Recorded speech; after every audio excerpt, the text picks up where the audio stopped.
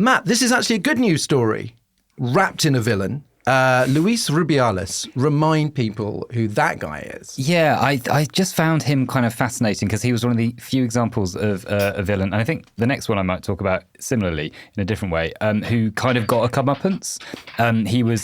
We all remember him, I think, as the head of the Spanish FA, who decided that the medal ceremony of the World Cup, where Spanish women's team beat the English women's team in the final, that was the moment he would just kiss all the players and like grab them and pick them up and swing them round, and there was various touching and groping and things. And at the time, I remember saying it reminded me of those guys who use their girlfriend's graduation ceremony as the moment to propose, that they've decided that they're going to make her special moment about them, basically. But obviously a much worse version of that, because this wasn't a proposal, but something much worse than that. And he also grabbed his crotch and was sort of pointing at people at the time. It's just come out, actually, the FIFA report into the whole incident's come out, and apparently it wasn't just the Spanish players. Apparently he was also kissing and cupping and stroking the face of one of the England players as well. So he was pretty full on, kind of in that weird sort of sexual assault mode for the whole of that moment. But this obviously blew up at the time, became this huge issue. The player who he kissed on the mouth was Jenny Hermano, and she said, I didn't want this to happen. And he immediately came out and rubbished her and dismissed it. And then he sort of apologised. And then he did a press conference where everyone thought he was going to resign. But he didn't. He came out and he said 5 times, I am not resigning. And then his mum went on hunger strike. And it was that was my favourite bit of the story. Yeah. The whole thing just became this mad sort of international. I was reading back through it today and just reminding myself of how mad this process was, that it just got more and more insane. And but then there was the manager of the team. Yeah.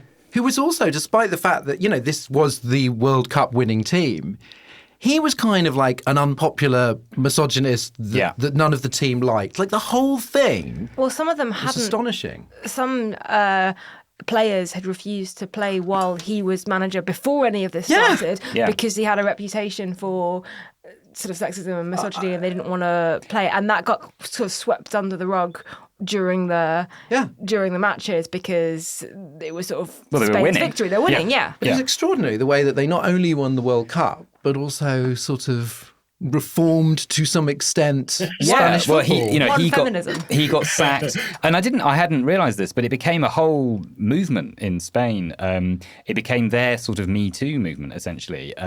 Apparently, it started with a tweet from a very famous Spanish women's footballer, one of the most decorated individual women's footballers in the world, Alexia Putellas, and she tweeted, "Esto es unacceptable. This is unacceptable. Se acabó. It's over."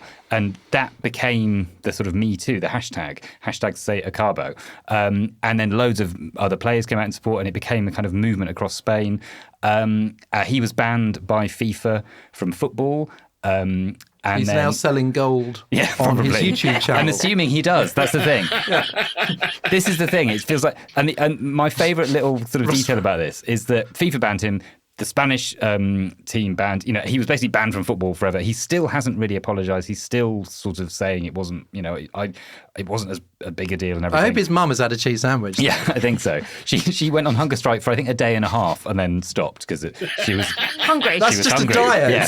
That's not a hunger strike. That's just forgetting to eat for a couple of days. It's not a hunger strike. It's not snacking, basically. No, exactly. People on amphetamines that have done that. The only person I could find, though, who came out in support of him at the time was, this is the last line on an article I read about, was Woody Allen came out at the time and said, well, that's all right then. Come on, it's just a kiss. Come on. People should be allowed to express affection to each other in public. And I did feel like, Woody, come on. Now all I've got in my head is it started out with the kiss and then it ended up like this. that should be the title of the autobiography. Señor Brightside. Yeah. Historian going to tell us now that Hitler also snobbed some athlete.